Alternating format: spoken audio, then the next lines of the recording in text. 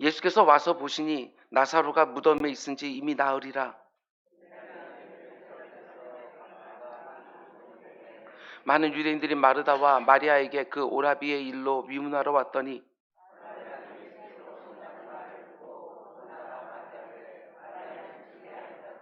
마르다가 예수께 여짜오되 주께서 여기 계셨더라면 내 오라버니가 죽지 아니하였겠나이다.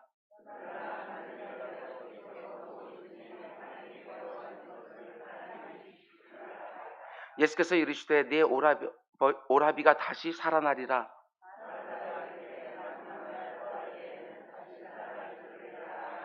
예수께서 이르시되 나는 부활이요 생명이니 나를 믿는 자는 죽어도 살겠고 무릇 살아서 나를 믿는 자는 영원히 죽지 아니하리라.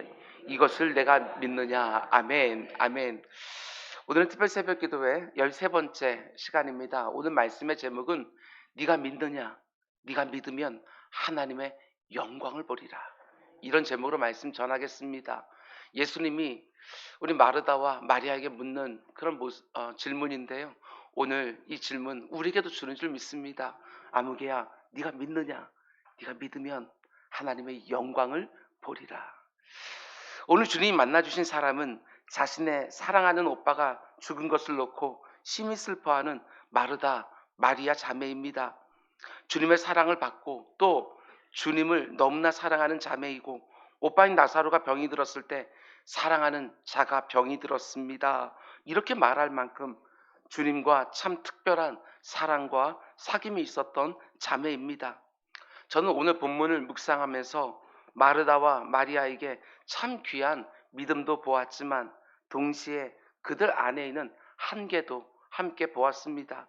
이 새벽에 마르다와 마리아의 모습을 함께 보면서 내 안에 있는 믿음과 동시에 여전히 내게 있는 한계도 좀 볼 수 있는 시간이 되기를 원합니다. 오늘 본문 등장하는 마르다나 마리아나 똑같이 가지고 있는 하나의 관점이 있습니다. 그것은 둘 다 주님이 여기 계셨으면 우리 오빠가 죽지 않았을 텐데 이렇게 생각을 합니다. 이런 생각은 오빠가 죽어간다고 기별을 전했는데도 곧바로 오지 않은 주님에 대한 섭섭함이나 오빠가 죽은 것에 대한 원망이라기보다는 아쉬움입니다. 아쉬움. 주님이 여기 계셨더라면 우리 오빠가 죽지 않았을 텐데 그 아쉬움을 마르다 마리아 자매의 모습에서 볼 수 있는 것이지요. 물론 이 정도 모습만 보이는 것도 상당한 수준의 믿음이라고 볼 수 있습니다. 주님이 여기 계시기만 했다면 우리 오빠가 죽지 않았을 거라고 하는 믿음, 이것만 해도 상당한 수준의 믿음입니다. 그러나 우리 주님은 우리가 이미 본 것처럼 말씀만 하셔도 죽어가는 사람을 고쳐주셨습니다. 왕의 신하가 가라, 네 아들이 살아있다. 주님의 말씀만 듣고 돌아갔을 때 그 말씀하시던 때에 거의 죽었던 아들이 다시 살아났지요. 주님이 꼭 현장에 계셔야만 주님의 역사가 나타나는 것이 아닌데 이들의 믿음에도 한계가 있습니다. 그럼에도 불구하고 오빠를 잃은 슬픔과 고통 중에도 원망하지 아니하고 예수님에 대한 믿음이 흔들리지 않았다는 것은 참 귀한 것입니다. 오늘 보면 20절은 이렇게 말하지요. 마르다는 예수께서 오신다는 말을 듣고 곧 나가 맞이하되 마리아는 집에 앉았더라. 누가복음 10장에도 마르다와 마리아 자매가 같이 등장하는 모습을 볼 수 있는데 예수님과 제자들을 위해서 음식을 준비하느라 바쁘게 일하는 언니 마르다의 모습과 그리고 말씀을 듣기 위해서 주님의 발 앞에 앉아 있었던 동생 마르다의 모습, 그 모습과 똑같습니다. 마르다는 적극적으로 뭔가를 하는 사람이기 때문에 주님 오신다는 말을 듣고 곧바로 나가서 맞이하고 마리아는 주님이 불러주시기를 기다리고 있는 것이지요. 뭐가 더 좋다 이렇게 말할 필요가 없습니다. 기질대로 반응하는 것이지요. 마르다는 주님 오신다는 말을 듣고 곧바로 나가서 주님을 맞이하고 마리아는 집에서 불러줄 때까지 기다리고 언니 마르다가 주님을 보자마자 이렇게 말합니다. 21절 22절 마르다가 예수께 여짜오되 주께서 여기 계셨더라면 내 오라버니가 죽지 아니하였겠나이다. 그러나 나는 이제라도 주께서 무엇이든지 하나님께 구하시는 것을 하나님이 주실 줄을 아나이다. 오빠가 죽었습니다. 그것도 병으로 갑작스럽게 죽었습니다. 슬픔과 아쉬움이 가득할 텐데도 여전히 주님에 대한 신앙을 고백하고 있습니다. 마르다는 그런 면에서 참 귀하지요. 눈에 눈물이 여전히 고여 있지만, 마음의 슬픔이 여전히 가득하지만 주님을 향한 믿음이 조금도 흔들리지 않고 있습니다. 그런데 마르다 이 고백을 들으시고 주님이 뭐라고 말씀하십니까? 아주 단호하게 말씀하십니다. 23절, 예수께서 이르시되 네 오라비가 다시 살아나리라. 우리가 잘 아는 것처럼 예수님이 나사로가 병들어 죽게 된다는 기별을 받으셨지만 의도적으로 이틀을 지체하셨습니다. 나사로가 병들었다는 기별을 듣자마자 우리 주님은 분별하셨습니다. 4절, 예수께서 들으시고 이르시되 이 병은 죽을 병이 아니니라. 하나님의 영광을 위하며 하나님의 아들이 이로 말미암아 영광을 받게 하려 함이라 하시더라. 죽을 병이 아니고 죽음으로 끝나는 병이 아니고 하나님의 영광을 드러낼 병이다. 예수님이 분별하시고 그 목적을 가지시고 의도적으로 지체하신 것이지요. 그리고 지금 슬픔이 가득한, 그런데 여전히 주님을 신뢰하고 있는 마르다에게 네 오빠가 다시 살아나리라 아주 분명하게 말씀하신 거예요. 그러자 마르다가 어떻게 반응합니까? 24절, 마르다가 이르되 마지막 날 부활의 때에는 다시 살아날 줄을 내가 아나이다. 우리는 이 스토리를 다 알고 있습니다.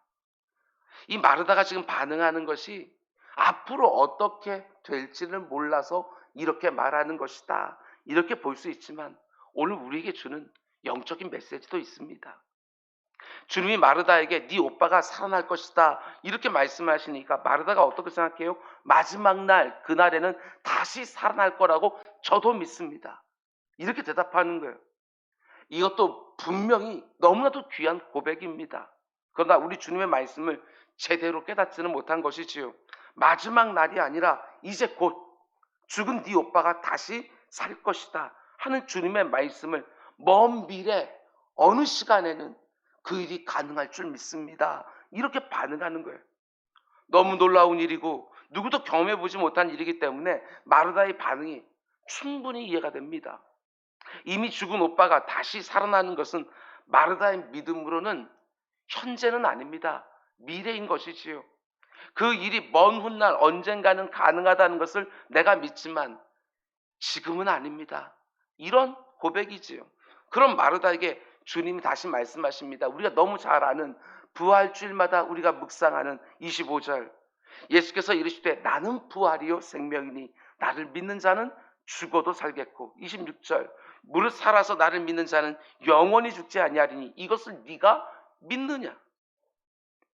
여전히 미래적이고 영적이고 먼 훗날에 일어날 일이라는 관점을 가지고 있는 마르다에게 주님은 다시 한번 자신이 누구인지를 상기시켜 주는 거예요.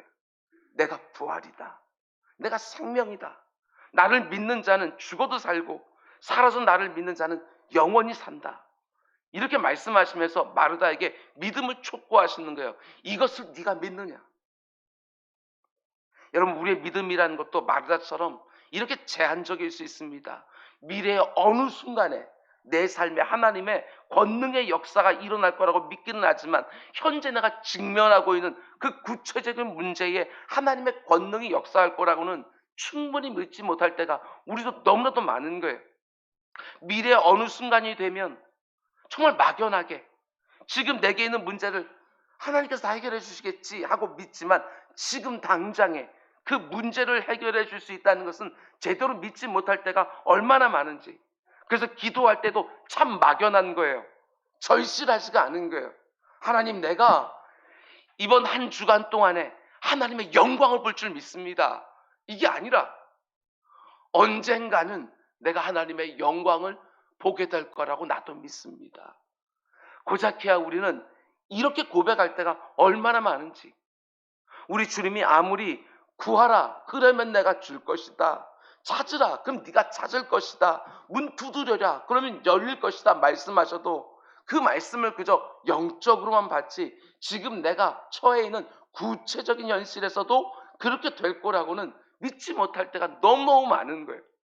영적이고 내적이고 심리적인 영역에서는 주님이 못하실 일이 없다 고백하지만, 내가 자녀를 키우고 직장생활하고 사업을 하고 구체적인 어떤 일을 하는 데 있어서는 마치 하나님의 영역이 아닌 것처럼 그분의 권능을 제한시킬 때가 은연중에 우리에게 있다는 것이지요. 우리의 믿음이라는 것이 단지 종교적이고 윤리적인 영역에서는 잘 적용이 되지만, 돈을 벌고 병이 낫고 도무지 진척이 없는 어떤 일이 너무나도 순적하게 진행되는 일에서는 요즘은 하나님은 그렇게 역사하지 않으셔. 그때는 그렇게 역사하셨지만 이제는 더 이상 그렇게 역사하지 않으셔. 이런 식으로 하나님의 권능을 얼마든지 우리가 제한할 수 있는 거예요. 아닙니다, 여러분. 절대로 그렇지 않습니다. 모든 병이 다 낫는다, 이것은 아니지만 하나님이 말씀을 통해서 네가 이것을 믿느냐 하고 확신해 줄 때 우리는 그 병이 나을 줄 정말 믿어야 되는 거예요. 아무리 불가능해 보이는 일이라 할지라도 네가 믿느냐 하고 하나님이 내 믿음을 촉구하실 때 아멘, 내가 믿습니다 하고 하나님이 지극히 실제적이고 구체적인 일 가운데도 역사하신다는 것을 믿음으로 고백할 수 있어야 된다는 것이지요. 언젠가도 한번 제가 여러분들에게 고백한 적이 있습니다. 저는요, 은사주의자, 능력주의자, 여러분 이런 거 잘 믿지를 않았습니다. 제가 합동 측에서 계속해서 어릴 때부터 자라났고, 그리고 공부도 다 합동 측에서 공부했기 때문에 이런 얘기하는 거, 오순절주의자나 은사주의자 말하는 것들 잘 저는 와 닿지가 않았어요. 그런데 이런 저 같은 복음주의자나 보수주의자들이요, 약한 부분이 바로 그런 거예요. 하나님의 말씀을 그저 윤리적인 영역, 종교적인 영역, 영적인 영역 이런 데는 잘 적용하려고 하지만 문제의 실제적인 현장에서는 잘 적용시키지 못하는 것. 목회하면서요, 그게 얼마나 저에게 그것이 장애가 되었는지 몰라요. 문제는 바로 여기 있는데 그 문제를 놓고 절절하게 간구하는데, 제가 이때까지 배워왔던 그 신학적인 그 한계들이 얼마나 장애가 되었는지 몰라요. 마치 이 마르다처럼 먼 훗날에는 그렇게 될 줄 내가 믿습니다. 그러나 지금은 아닌. 여러분들에게 저 역시도 믿음으로 촉구합니다. 우리 믿음을 가지고 간구하고, 그저 내가 구한 대로 된다 이런 게 절대로 아니에요. 하나님이 정말 이건 내 마음속에 들리는 것들이 아니라 하나님이 내게 말씀하시는구나, 반드시 이 문제 가운데 속에 하나님의 영광이 드러날 거라고 내게 말씀하시면 예, 아멘, 제가 믿습니다 하고 그 가운데 하나님의 그 확신을 가지고 기대하면서 하루하루 살아가는 것, 이것들이 우리에게 얼마나 소중한지 우리 주님께서 오늘 마르다를 통해서 보여주는 거예요. 여러분, 마르다는 참 귀한 믿음을 가지고 있었지만 예수님의 권능이 얼마나 놀라운 것인지, 네 죽은 오빠가 다시 살리라 하는 주님의 말씀을 현재적으로 실제적으로 받아들이지 못하고 먼 훗날에 일어날 일처럼만 보고 있는 것이지요. 그 우리 주님 다시 오시는 아버지, 모든 죽은 자들이 다 살게 되어지는 그날에 우리 오빠도 살 줄 믿습니다 이렇게 얘기하지만 예수 그리스도의 그 능력을요 제한하고 있는 것이지요. 믿음의 한계를 드러내고 있는 거예요. 오늘 새벽에 기도의 자리에서 지금 내가 직면하고 있는 현실적이고 실제적이고 구체적인 일을 놓고 기도하다가 하나님이 말씀으로 내게 확신을 주면 예, 주의 말씀대로 이루어질 줄을 내가 믿습니다 하고 온전한 믿음의 반응을 보이시기 바랍니다. 불가능해 보이는 그 일들이 실제로 아주 구체적으로 이루어지는 것을 현장에서 보게 되는 분들이 이곳저곳에 나오게 되기를 주님의 이름으로 축원드립니다. 그러면 이제 마리아의 모습을 보시기 바랍니다.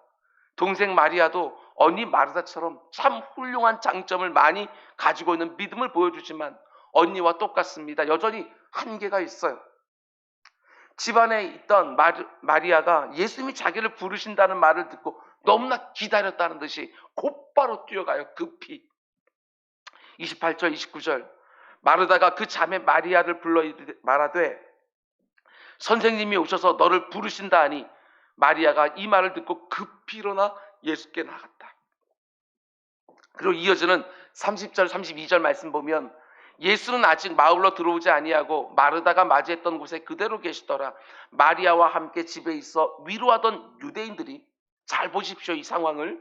마리아가 급히 일어나 나아가는 것을 보고 곡하러 그 슬픔을 못 이기고 울고 싶어서 무덤에 가는 줄 알고 따라가더니 마리아가 예수 계신 곳에 가서 배웠고 그 발 앞에 엎드려 이르되 주께서 여기 계셨더라면 내 오라버니가 죽지 아니하였겠나이다. 어니 마르다와 똑같은 한계가 있습니다. 주님이 여기 계시기만 했다면 오빠가 죽지 않았을 텐데. 그런데 저는 이 모습이 너무너무 귀해 보였습니다. 예수님 앞으로 달려가고 있어요.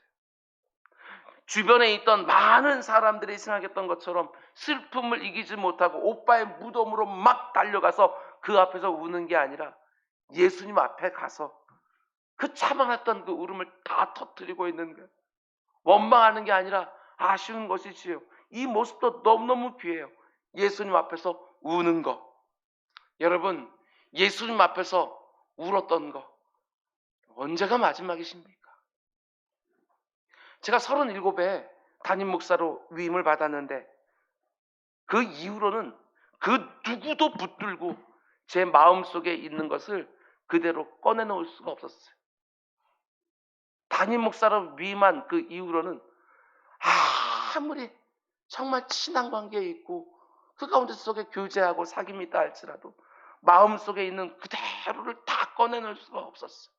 특별히 힘들고 어려울 때 흠이 잡힐까 봐 꺼내놓지 못하는 것이 절대로 아닙니다. 담임 목사가 이런 일로 힘들어하면 이분이 얼마나 낙심할까.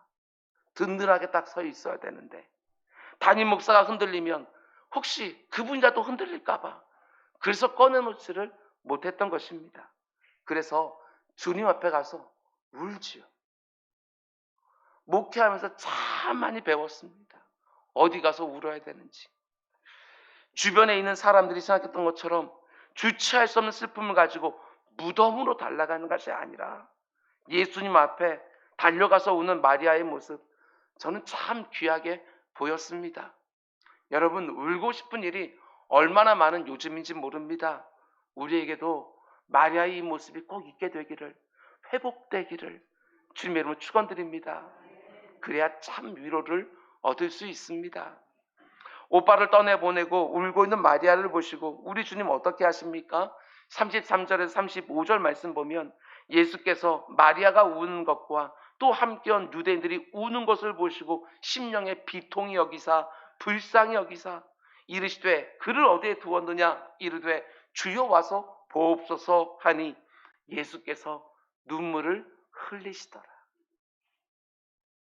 마리아가 우는 모습을 보면서 우리 주님도 함께 우십니다.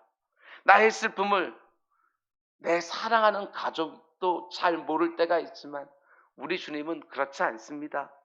내가 예수님 앞에 가서 울면 주님도 그 울음에 함께 해주시지요. 내가 주님을 온전히 믿지 못하고 근심하고 염려하며 주님 앞에서 울어도 우리 주님 성가셔하지 않으시고 나의 약함과 한계를 아시고 그 슬픔에 함께 해주시는 것이지요. 왜 이렇게 믿음이 없냐 이렇게 말씀하지 않으십니다. 우리의 연약과 우리 한계를 아시고 네가 이 일로 또 근심하고 염려하는구나. 이 일로 네가 두려워서 또 우는구나 하고 함께 아파해 주십니다. 여러분, 그런데 저는 이런 질문이 듭니다. 한번 생각해 보십시오. 예수님이요, 이제 곧 나사로 살려주잖아요. 오빠 살려주잖아요. 근데 왜 마리아하고 함께 우실까? 왜 우냐? 내가 살려줄 거야. 이렇게 말씀하시는 게 아니라 왜 함께 우실까? 울고 있는 마리아를 보면서 네가 믿음이 없구나. 왜 나를 못 믿고 이렇게 우냐? 나사로야, 나오너라. 이렇게 하지 않으셨습니다.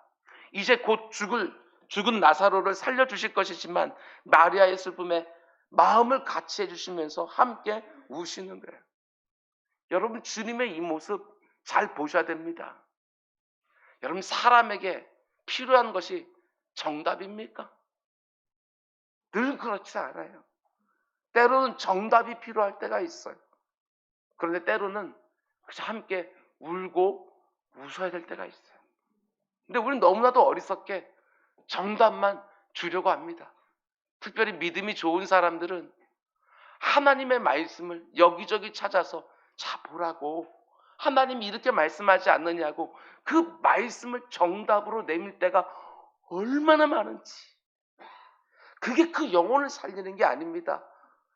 하나님의 말씀이 분명히 살았고 운동력이 있어서 그 어떤 슬픔에 있는 사람도 다시 일으키는 능력과 위로의 말씀인 거 틀림없지만, 함께 울면서 그 말씀을 나누는 거예요. 함께 울면서 그 말씀을 함께 나누는 거예요. 그래, 그 말씀이요 역사하는데 우리는 너무 쉽게 말씀만 턱 내밀면서 정답이라고 말할 때가 얼마나 많은지, 그 가운데 마음이 담기질 않아요. 우리가 이 땅을 살아갈 때 이웃을 섬기고 사랑하는 너무나 중요한 방법은 같이 울고 같이 웃는 것입니다. 정답만 딱딱 갖다 대면서 그 사람을 마치 답을 모르는 사람처럼 취급하면 절대로 안 되는 거예요. 답은 아는데 마음이 다스려지지 않아서 그렇게 울고 힘들어하고 근심하고 염려할 수 있는데, 하나님이 염려하지 말라고 하지 않았느냐? 염려한다고 해서 뭔가 머리털 하나 더 난 것도 아니지 않느냐? 이렇게 말만 하는 것들이 아니라 함께 울어야지요. 답을 알아도 울음이 그치지 않는 경우가 얼마나 많은지. 기뻐하는 사람에게는 함께 기뻐하고 즐거워해 주는 것이고 마음을 만지는 것입니다. 여러분, 이사야서 66장으로 되어 있지 않습니까? 여러분, 성경의 축소판, 성경이 66권이잖아요. 그 가운데 속에 구약이 39권이고 그리고 신약이 27권이고 이사야서의 구조가 똑같습니다. 39장까지는 하나님의 놀라운 심판의 메시지가 있고 40장부터 회복의 메시지가 나와요. 근데 40장 맨 앞에 어떻게 시작합니까? 내 백성을 위로하라. 너는 마음에 닿도록 내 말을 전해라. 마음에 닿도록 하나님의 말씀을 전해야 되는 거예요. 근데 우리는 하나님의 말씀을 정답으로 턱 펴놓고 말만 하고 있는데, 아니다. 마음에 그 말씀이 닿도록 위로하는 거예요. 같이 울고 같이 웃는 거예요. 예수님은 자신이 죽은 나사로를 다시 살릴 것이면서도 마리아와 함께 우십니다. 그런데 이 모습을 놓치면 안 됩니다. 예수님이 눈물을 흘리시는데 그냥 우시는 게 아니에요. 33절 말씀 보면 비통히 여기면서, 여기서 비통하다라고 하는 이 말의 뜻이요 분노하다, 이런 뜻인 거예요. 주님의 눈물 안에 분노가 들어있어요. 어떤 분노입니까? 이렇게 귀한 영혼들을 이렇게 고통스러운 자리로 끌고 가고 있는 그 죄가 만들어낸 사망, 그 사망에 대한 비참과 상처, 여러분 이런 것을 놓고 우리 주님이 지금 분노하고 있는 거예요. 이 땅에 죄가 들어와서 그 가운데 속에 사람들의 삶 가운데 얼마나 비참과 상처와 그리고 사망을 이뤄놓았는지, 주님은 지금 자신이 사랑하는 자들 안에 있는 그 슬픔의 근원인 그 죄와 그 죄가 가지고 오는 비참과 상처를 향하여 분노하시는 것이지요. 우리 주님의 모습을 잘 보셔야 돼요. 우리가 인생의 이런저런 슬픔을 가지고 주님 앞에 나아가서 울면서 기도할 때 주님은 지금 나를 울게 하는 그 문제 하나만 딱 다뤄주시는 게 아니에요. 그 문제의 근원이 되고 있는 그 죄와 그 죄가 가져오는 비참과 상처까지 함께 다뤄주시는 거예요. 그냥 피상적으로 상처에 빨간 양만 발라주고 끝내버리는 게 아니에요. 그 상처의 근원을 향한 분노를 가지고 우리의 문제를 제대로 다뤄주시는 거예요. 지금 내게 있는 이런저런 문제가 만들어낸 상처만 치유해 주신 것이 아닙니다. 그 상처가 다시는 생기지 않도록 그 근원까지 다루어 주면서 완전한 치유와 회복을 이루어내는 부활의 권능을 경험하게 하는 것이지요. 저는 믿습니다. 오늘 이 새벽에도 여러분들이 하나님 앞에 이런저런 힘든 문제들 가지고 하나님께 부르시게 되어질 테인데, 여러분 내가 원하는 대로 그 문제 딱 떨어지는 거, 여러분 그것만 기대하지 마시기 바랍니다.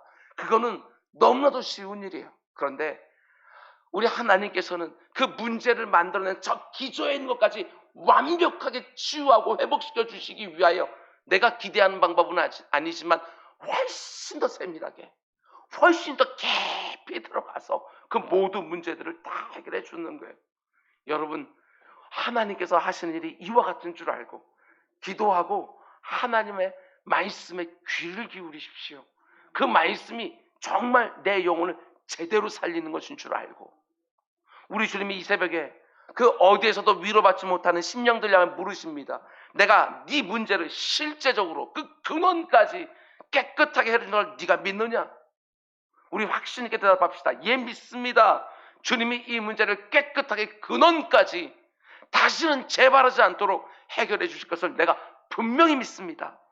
우리의 믿음을 결코 부끄럽게 만들지 않으시는 주님이신 줄 믿고, 이 새벽에 주님 앞에 나아가서 간절히 내 문제들을 토해놓는 우리 모두가 될 수 있기를 주님의 이름으로 축원을 드립니다. 이어지는 구절을 보면 예수님이 이제요 마르다와 마리아를 데리고 나사로의 무덤에 가십니다. 그리고 이렇게 말씀하시지요. 무덤을 막고 있는 돌을 굴려내라. 돌을 굴리라고 하니까 마르다가 주님께 이렇게 대답합니다. 39절, 예수께서 이르시되 돌을 옮겨 놓으라 하시니 그의 죽은 자의 누이 마르다가 이르되 주여 죽은 지가 나흘이나 되었음에 벌써 냄새가 나느니라. 여러분, 우리가 믿음으로 반응하려고 할 때 늘 이렇게 장애를 만납니다. 돌이 무덤을 막고 있는 거예요.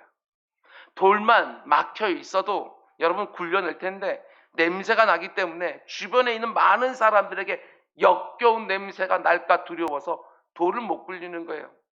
믿음으로 사는 일에도 이렇게 장애물을 만나게 되었습니다.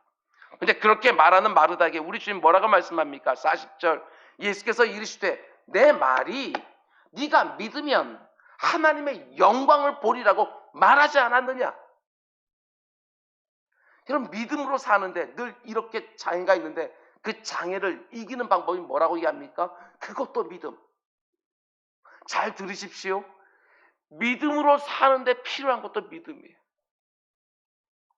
믿음 위에 믿음이라 이렇게 말하는 것처럼 믿음으로 사는 데에도 믿음이 필요한 거예요. 네가 믿으면 하나님의 영광을 볼 거라고 내가 말하지 않았느냐? 이렇게 믿음을 촉구하는 거예요. 뒤에 나오는 42절 맨 마지막 부분도 보십시오. 사람들이 나사로의 무덤을 막고 있는 돌을 굴려내니까 주님이 모든 사람이 다 듣도록 큰 소리로 기도하셔요. 하나님이 나를 보내신 것은 그들로 믿게 하려 함이니라. 또 믿음을 말씀하셔요. 그렇습니다. 오직 믿음만이 모든 장애를 치워내는 것입니다.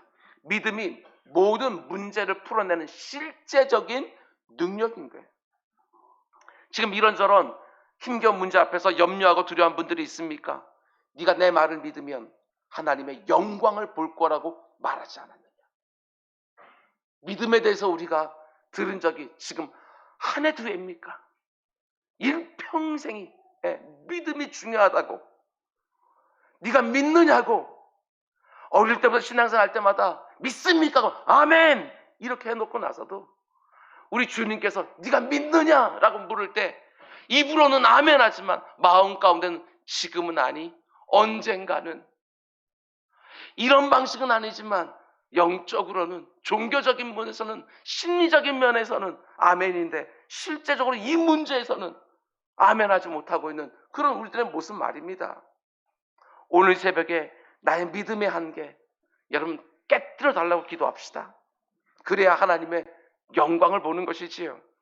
믿음이라는 것 절대로 내 마음만 다뤄주는 것으로 제한하지 마시기 바랍니다. 절대로 종교적인 영역에서만, 절대 미래 한 시점으로만 제한하지 마시고 지금 내 삶에 일어나고 있는 그 실제적인 문제, 오늘 말씀을 들으면서 머리 위에 딱 떠오르는 그 문제, 예배당 안에서만이 아니라 예배당 밖에 나가도 떠나지 않는 지금 내 직면한 문제, 그거 놓고서 기도하는 거예요. 그리고 그렇게 기도하는 가운데 속에 하나님이 내게 말씀을 주시면 네가 믿으면 하나님의 영광을 보리라. 이 말씀 믿으면 예, 제가 믿습니다. 이렇게 반응하는 것이지요. 우리는 은연 중에 이 문제는 하나님도 어쩌지 못한다, 대놓고 말하진 않지만 그런 생각을 할 때가 얼마나 많은지. 그렇지 않습니다. 우리 주님은 한 번씩 여러분과 저를 마치 모든 것이 다 끝난 것 같은 상황 가운데 딱 세워놓고 믿음을 촉구하실 때가 있어요. 나에게 능치 못함이 없다는 것을 네가 믿느냐? 네가 믿으면 하나님의 영광을 보리라. 오늘 이 새벽에 하나님 앞에 함께 기도할 때 내 안에 주님이 촉구하시는 믿음이 생생하게 회복되기를 원하고, 이미 끝났다고 포기했던 일들 위해 부활의 역사가 일어나는 기적의 은혜가 여러분 모두에게 주어지게 되기를 주님의 이름으로 축원드립니다. 이제 기도하겠습니다.